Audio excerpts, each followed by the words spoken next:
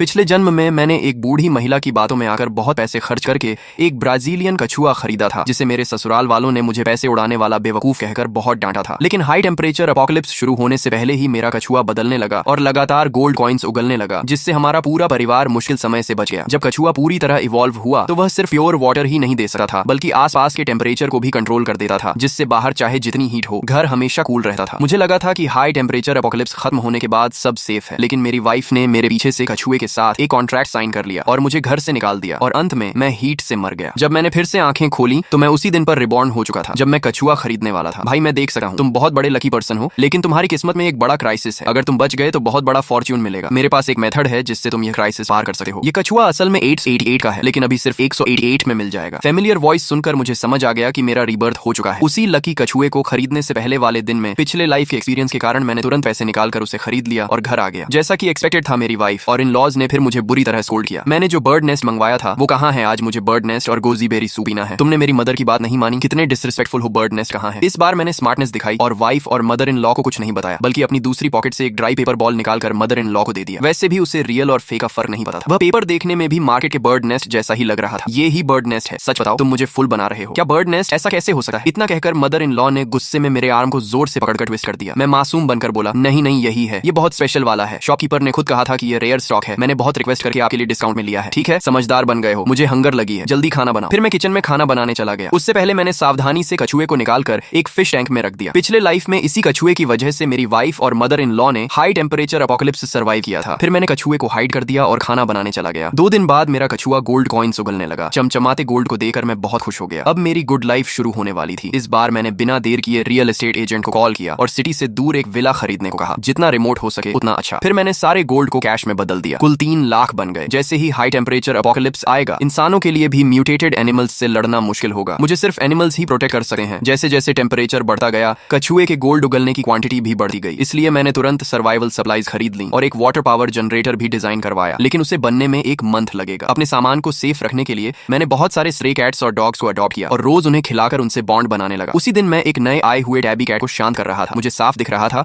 कि वह जल्द ही म्यूटेट होने वाला है और जल्दी ही उसकी इंटेलिजेंस अवेकन हो जाएगी। मैंने एक प्लेट में फ्रेश मीट रखा और तभी सामने वाले घर का ओल्ड मैन आ गया। वह मुझसे हमेशा फाइट करता था। पिछले लाइफ में भी वही मेरी वाइफ के कान भरकर मुझे घर से निकलवाने का रीजन बना था और मुझे हीट से मरने दिया था। इस बार उसने मुझे इतने अच्छे मीट से कैट को खिलाते देखा तो वह एंग्री हो गया। इतना अच्छा मीट एनिमल्स को दे रहे हो, पागल हो क्या? तू पागल है? ओह, अब रिप्लाई भी देने लगा, इसीलिए तेरी मदर इन लॉ तुझे फुल कहती है। इतना कहकर वह चला गया और मेरा फेस वाइट पड़ गया। वह फिर से कंप्लेंट करने गया था। वह मेरी वाइफ का फर्स्ट लव था और बाद में मदर इन लॉ ने उससे रिजेक्ट कर दिया था, जैसा कि एक्सपेक्टेड था। मेरी वाइफ और इन लॉज तुरंत आ गए और मुझे क्वेश्चन करने लगे। मेरी वाइफ ने कैट का बाउल पलट दिया और बोली, इंसान को ठीक से फूड नहीं मिल रहा और तुम कैट को खिला रहे हो। निकम्मे आदमी, क्या तुम चाहते हो मैं तुम्हें मारूं? उसकी मुठियां बारिश की तरह मेरे ऊपर बरसने लगी। वहीं जी बोधा आग में घी डालते हुए बोला, अगर मैं तुम्हारे घर का दामाद होता तो इतनी अच्छी मीठ जानवरों को कभी ना खिलाता। मैं तो इससे अपने सास ससुर की सेवा में लगाता। ये सुनकर सास बहुत खुश हुई। वो जी बोधा को जितना देखती उतना खुश होती और मुझे देखकर उतना ही चिढ़ जाती। फिर बोली, काश मेरी बेटी की शादी उसी से हुई होती। तुम्हारा क्या फायदा? मेरी आंखों में नफरत भरती जा रही थी। ये लोग ज्यादा दिन जिंदा नहीं बचेंगे। मैं इन्हें जरूर सबक सिखाऊंगा। उस मारपीट के बाद मैं और सावधान होकर कॉलोनी में स्ट्रे कैट्स और डॉग्स को खाना खिलाने लगा। आखिर मेरी लगातार मेहनत के बाद कई जानवर मेरे करीब हो गए। इसी बीच तापमान धीरे धीरे बढ़ने लगा। शुरुआत में तापमान सिर्फ 30 डिग्री था, लेकिन तभी से पूरा परिवार परेशान हो गया। कोई घर से बाहर निकलना नहीं चाहता था। फिर लगातार 1 हफ्ते तक गर्मी बढ़ती रही और कम होने का नाम नहीं लिया। तब लोगों को एहसास हुआ कि कुछ बहुत गलत हो रहा है। एक्सपर्ट्स ने एनालिसिस करके बताया कि धरती अब हाई टेम्परेचर एपोकलिप्स में प्रवेश कर चुकी है। रिसर्चर्स ने पाया कि कई जीव म्यूटेट होना शुरू हो गए हैं। उन्होंने कहा, अगर इंसान इस एपोकलिप्स से बच गया तो सिविलाइजेशन एक नए लेवल पर पहुंच जाएगी। न्यूज में लोगों को ज्यादा से ज्यादा सामान जमा करने को कहा गया, जिसके कारण खाने की भारी कमी हो गई। अब 1 किलो अनाज 1 किलो सोने जितना कीमती हो गया था। ऊपर से घर में मैं भी था, जिसे वो मुफ्तखोर समझते थे। इसलिए सास ससुर मुझे और नापसंद करने लगे। चाहे मेरी गलती ना हो, सिर्फ खाना बनाते समय भी मुझे डांट पड़ती। तभी पत्नी का पहला प्यार जी बोधा हमारे घर आया। उसके घर में खाना खत्म हो चुका था और वो बेचारगी से मेरी पत्नी को देख रहा था। पत्नी ने तुरंत उसे अंदर बुला लिया और बोली, चिंता मत करो, हमारे घर में अभी काफी खाना है। घर में एक और इंसान बढ़ते ही सास ससुर नाराज हो गए, लेकिन पत्नी से कुछ कहने की हिम्मत नहीं हुई, इसलिए इशारों में मुझे बोलने को कहा। मैं डरते हुए पत्नी के पास गया और बोला, रुयान, हमारे पास इतना खाना नहीं कि एपोकलिप्स निकल जाए। एक आदमी बढ़ेगा तो एक पेट और बढ़ेगा। चाहे तुम अपनी ना सोचो, लेकिन सास ससुर के बारे में तो सोचो। मेरी बात खत्म होते ही पत्नी ने मुझे लात मार दी और बोली, तुम उसकी बराबरी कर सकते हो? तुम हो क्या आखिर? मैंने ठंडी हंसी छोड़ी, लेकिन चेहरे पर कुछ जाहिर नहीं होने दिया। फिर जी बोधा के पीछे पीछे कमरे में गया ताकि उसकी सेवा कर सकूं, लेकिन उसने मुझे रोक दिया। वो मेरे सामने ही खुद को इस घर का असली दामाद बताकर पत्नी से बोला, घर में खाना कम है, फिर भी इस निकम्मे को पाल रखा है, ऊपर से ये बहुत खाता भी है। मेरी मानो तो इसे घर से निकाल दो। उसकी बात सुनकर पत्नी और सास ससुर सच में सोचने लगे कि इस घर में मेरी जरूरत क्या है। जैसे मैं सिर्फ खाना बनाने वाला मामूली आदमी हूँ। थोड़ी देर बाद सास की आंखों में बेरहमी चमकी और वो बोली, निकम्मे आदमी, ज्यादा खाता है, कम काम करता है, अब इस घर में तेरे लिए जगह नहीं है। फिर मेरी पत्नी ने मुझे दरवाजे पर रोक दिया, अंदर नहीं जाने दिया, यहाँ तक कि मेरे पैर तोड़ने के लिए हाथ में मोटा डंडा भी उठा लिया। मैं वहीं डर कर खड़ा रह गया। ससुर ठंडी नजरों से बोले, तुमने लगभग मेरे होने वाले पोते को खतरे में डाल दिया था, तुम्हारी मौत ही कम है। इस निर्दयी परिवार को देखकर मेरा दिल पूरी तरह टूट गया। लेकिन सच कहूं तो उनका मुझे घर से निकालना मेरे लिए फायदेमंद था। अंदर से मैं बहुत खुश था, लेकिन बाहर दुखी होने का नाटक करना पड़ा। मैंने जोर जोर से कहा, क्या तुम लोगों में जरा भी इंसानियत नहीं है? मैंने इतने साल तुम्हारी सेवा की और तुमने मुझे ऐसे छोड़ दिया। पूरी बिल्डिंग मेरी चीखें सुन रही थी, लेकिन एपोकलिप्स में ऐसी घटनाएं आम थीं, इसलिए कोई मेरी मदद को नहीं आया। फिर धड़ाम से दरवाजा बंद हो गया और मैं तुरंत कॉलोनी छोड़कर निकल गया। गेट पर पहुंचते ही मैंने अपने कछुए को देखा, जो पहले ही म्यूटेट होकर इंसान जैसा बन चुका था। उसने मुझे ठंडे पानी का एक वाटर बॉल दिया। मैं उसे लेकर अपने फार्म हाउस विला पहुंच गया। अभी तापमान तेजी से बढ़ रहा था, लेकिन जानवर पूरी तरह म्यूटेट नहीं हुए थे, इसलिए मुझे सावधान रहना था। फिलहाल सबसे बड़ा खतरा वही लालची परिवार था। उन्हें पता नहीं चलना चाहिए था कि मैं बाहर विला में ठंडी हवा और चिल्ड कोला का मजा ले रहा हूँ। जाने से पहले मैंने घर में कई हिडन कैमरास लगवा दिए थे और अब मैं उनकी हर हरकत देख रहा था। मेरे बिना उन्हें समझ आया कि मैं घर में कितना जरूरी था। अब कपड़े धोने और खाना बनाने का सारा काम सास को करना पड़ रहा था। वो लगातार शिकायत करती रहती। धीरे धीरे उसका जी बोदा से भी झगड़ा होने लगा, क्योंकि खाने की कमी थी और जी बोदा ऐसा आदमी नहीं था जो कम में गुजारा करे। आखिर एक दिन सास फट पड़ी और उसका बाल पकड़कर चिल्लाई, हर दिन सिर्फ खाता है, कुछ काम नहीं करता। निकम्मे आदमी, अपनी प्रेमिका को पिटे देख पत्नी ने उल्टा अपनी माँ को ही लात मार दी और बोली, बूढ़ी औरत, जरा संभल कर। अपनी बेटी और पति को किसी दूसरे आदमी के लिए बदलते देकर सास अंदर ही अंदर रोती रह गई और चुपचाप जाकर बर्तन धोने लगी। वहीं मैं विला में आराम से लेटा हुआ था, क्योंकि आज रात के बाद सारे जानवर म्यूटेट होने वाले थे। पत्नी और उसके परिवार ने पहले कॉलोनी में जानवरों पर बहुत अत्याचार किए थे, इसलिए जल्दी ही म्यूटेटेड बीस्ट्स उनसे बदला लेने आने वाले थे। रात होते ही मैंने कोर्टयार्ड में देखा कि स्ट्रे कैट्स और डॉग्स म्यूटेट होने लगे। सब 3 मीटर लंबे ताकतवर बीस्टमैन बन गए। सबसे ज्यादा खुशी मुझे अपने पाले हुए ब्लैक बेयर्स और टाइगर्स को देखकर हुई। आखिर मैंने जू लाइसेंस लेने में करोड़ों खर्च किए थे। अब सारे बीस्टमैन मेरे आसपास खड़े थे और मैंने संतोष से सिर हिलाया। आज से एपोकलिप्स में मेरा राज शुरू होने वाला था। उससे पहले मैंने न्यूज खोली तो पूरी दुनिया बीस्ट म्यूटेशन की बात कर रही थी। जिन लोगों ने कैट्स और डॉग्स पाल रखे थे उन्हें सबसे ज्यादा फायदा हुआ, क्योंकि अब उनके पास ताकतवर बीस्टमैन थे। इंसानी सोसाइटी टूट चुकी थी और लोग खुलकर लूटपाट करने लगे थे। सीन बदलते ही मैंने पत्नी के घर का हाल देखा। उनकी फैमिली हमेशा बेटियों को ज्यादा महत्व देती थी। सास लालची थी, ससुर मेल ईगो वाला आदमी था और जी बोदा बेहद जहरीला इंसान था, जिसने कई लोगों से दुश्मनी ले रखी थी। अब कॉलोनी के लोग अपने बीस्टमैन के साथ लूटपाट कर रहे थे और सबसे पहले निशाना मेरी पत्नी का घर बना। कई बीस्टमैन घर से सामान बाहर निकाल रहे थे। सास पागलों की तरह बाहर भागी और चिल्लाने लगी, तुम लोग डाकू हो क्या? कोई कानून नहीं बचा। लोग हंस पड़े और बोले, एपोकलिप्स में कानून की बात करती हो? जब तुम कॉलोनी में लोगों को परेशान करती थी तब कहाँ था कानून? फिर एक आदमी बोला, शुरुआत में तुमने अपने दामाद को घर से निकाला था, तब कानून याद नहीं आया। ये सुनकर सास चुप हो गई। ससुर जो हमेशा घर का राजा बनकर रहता था, वो गुस्से में लोहे की रॉड उठा लाया और बीस्टमैन पर मार दी। इससे बीस्टमैन पूरी तरह भड़क गया। ससुर भागना चाहता था, लेकिन देर हो चुकी थी। बीस्टमैन ने एक वार में उसे दीवार में दे मारा और उसके मुंह से खून निकल पड़ा। पूरा घर लूट लिया गया। ससुर अधमरी हालत में पड़ा था। सास डर से कांप रही थी और पत्नी अपने बेटे के साथ कोने में दुखी हुई थी। ये सब देखकर मैं हंस पड़ा। आखिर इन्हें भी अपने कर्मों का फल मिल रहा था। कुछ देर बाद ससुर होश में आया, लेकिन अब वो अपाहिज बन चुका था और बिस्तर से उठ नहीं सकता था। लेकिन उस परिवार के पास अब किसी की सेवा करने की ताकत नहीं थी। सिर्फ 3 दिन भूखे रहने के बाद पत्नी की मानसिक हालत खराब हो गई। सास पूरी तरह टूट चुकी थी और जी बोदा तो हर इंसान को चिकन लेग की तरह देखने लगा था। भूख से पागल हुए तीनों लोगों ने बिस्तर पर पड़े ससुर को देखा और उनके मन में एक खतरनाक विचार आया। तीनों ने एक दूसरे को देखा और सिर हिलाया। ससुर डर के मारे कांपते हुए बोला, मत करो बेटी, मैंने बचपन से लेकर आज तक तुमसे सबसे ज्यादा प्यार किया है। तुम कम से कम इस बात का ख्याल करो कि मैं तुम्हारा बाप हूँ। मेरे साथ ऐसा मत करो। लेकिन भूख से पागल हो चुकी पत्नी ने उसकी एक भी बात नहीं सुनी। ऊपर से सास भी आग में घी डाल रही थी। तुमने पूरी जिंदगी उसे सपोर्ट किया,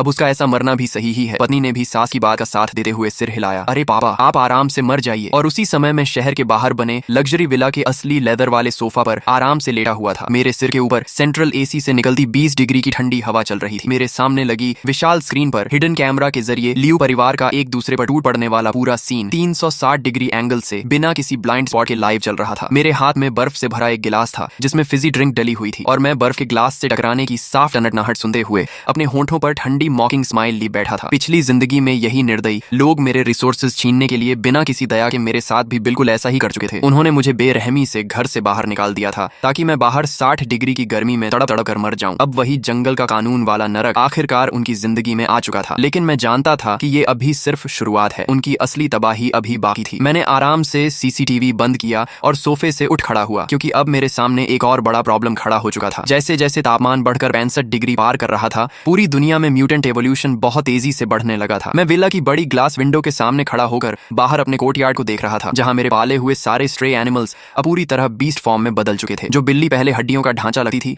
अब उसका शरीर एक बड़े बाघ जितना विशाल हो चुका था। उसकी मसल्स फटने जैसी लग रही थी और उसके बाल मेटल की तरह चमक रहे थे। वहीं स्ट्रे डॉग्स अब 3 मीटर लंबे मॉन्स्टर डॉगमैन बन चुके थे, जो इंसानों की तरह सीधे सीधे चल सकते थे और उनके पंजे इतने खतरनाक थे कि आधा मीटर मोटी कंक्रीट वॉल को भी एक झटके में तोड़ सकते थे। लेकिन सबसे ज्यादा डरावने वो काले भालू और बाघ थे जो चलते फिरते स्टील फोर्ट्रेस जैसे लग रहे थे। उनकी सांसों से निकलने वाला प्रेशर तक हवा को हिला देता था। इन खतरनाक बीस्ट बॉडीगार्ड्स के रहते एपोकलिप्स में कोई भी मुझे छूने की हिम्मत नहीं कर सकता था। लेकिन इसके साथ एक नई मुसीबत भी शुरू हो गई। इन एनिमल्स के बीस्ट इवॉल्व होने के बाद उनकी ताकत और मेटाबॉलिज्म कई गुना बढ़ गया था, जिसकी वजह से उनका खाना भी बेहद ज्यादा हो गया था। मैंने अभी फीडिंग करते वक्त हिसाब लगाया था कि सिर्फ एक इवॉल्व्ड ब्लैक बेयर अकेले एक बार में आधा सुअर खा जाता है। मैंने जो 3 मिलियन खर्च करके माउंटेन्स जितना सामान जमा किया था वो अकेले मेरे लिए कई जन्म तक काफी था। लेकिन अगर इन सैकड़ों बीस्ट्स को भी खिलाना पड़े तो ये सामान 3 महीने भी नहीं टिकेगा। और एपोकलिप्स में बैठे बैठे रिसोर्सेज खत्म करना सबसे बड़ी बेवकूफी होती है। इसीलिए मैंने फैसला किया कि अब एपोकलिप्स में फार्मिंग शुरू करनी होगी। वैसे भी अब मेरे पास वो डिवाइन टर्टल था। अब वो पहले जैसा हथेली जितना छोटा कछुआ नहीं रहा था।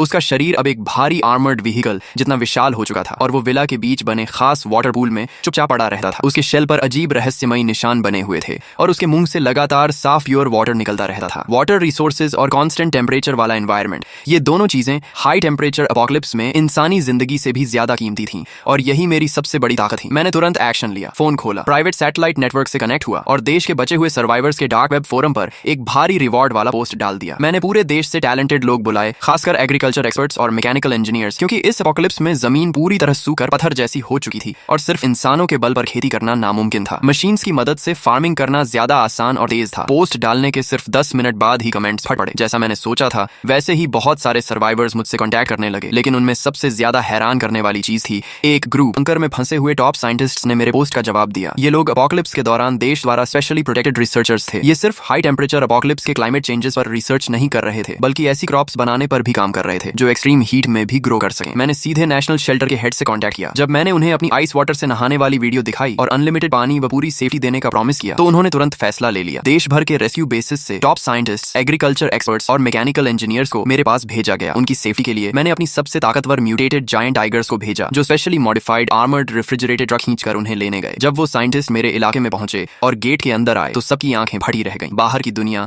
60 डिग्री से ज्यादा गर्मी वाला नर्क बन चुकी थी। रोड्स तक पिघल रही थी, लेकिन यहाँ ठंडी हवा चल रही थी। हर तरफ हरियाली थी और थर्मोमीटर सीधा 22 डिग्री पर रुका हुआ था। सबसे ज्यादा डर उन्हें तब लगा जब उन्होंने विला के अंदर और बाहर सैकड़ों विशाल बीस्टमैन को देखा जो बुलेट प्रूफ टैक्टिकल वेस्ट पहने ट्रेन्ड बॉडीगार्ड्स की तरह खड़े थे। लेकिन असली शॉक तब मिला जब उन्होंने पूल में मौजूद उस डिवाइन टर्टल को देखा। उसके मुंह से वाटरफॉल की तरह लगातार साफ प्योर वाटर निकल रहा था। ये देखकर कई बूढ़े एग्रीकल्चर एक्सपर्ट्स की आंखों में आंसू आ गए और वो वहीं घुटनों पर बैठ गए। ये मिरेकल है, लाइफ साइंस का मिरेकल। चीफ एग्रीकल्चर प्रोफेसर लिन लैंग ने मेरा हाथ पकड़ते हुए कांपती आवाज में कहा, अब इस एंडलेस वाटर सोर्स और कांस्टेंट टेम्परेचर फील्ड की वजह से एपोकलिप्स में फार्मिंग पॉसिबल हो गई है। ह्यूमैनिटी बच सकती है। उसके बाद सब तुरंत काम में लग गए। एक्सपर्ट्स ने बीस्टमैन को हेवी लेबर की तरह इस्तेमाल करते हुए विला के आसपास की जमीन पर तेजी से खेती शुरू कर दी। हमने बहुत बड़े ग्रीन हाउस बनाए जो latest aerospace heat insulation material से बने थे। ये बाहर की 60 डिग्री वाली डेडली हीट और अल्ट्रा वायलेट रेस को पूरी तरह रोक देते थे। ऊपर से टर्टल के वाटर कूलिंग सिस्टम की वजह से ग्रीन हाउस के अंदर का टेम्परेचर हमेशा 25 डिग्री पर रहता था जो खेती के लिए परफेक्ट था। सीड्स व specially gene edited drought resistant crops लाए थे। Pure water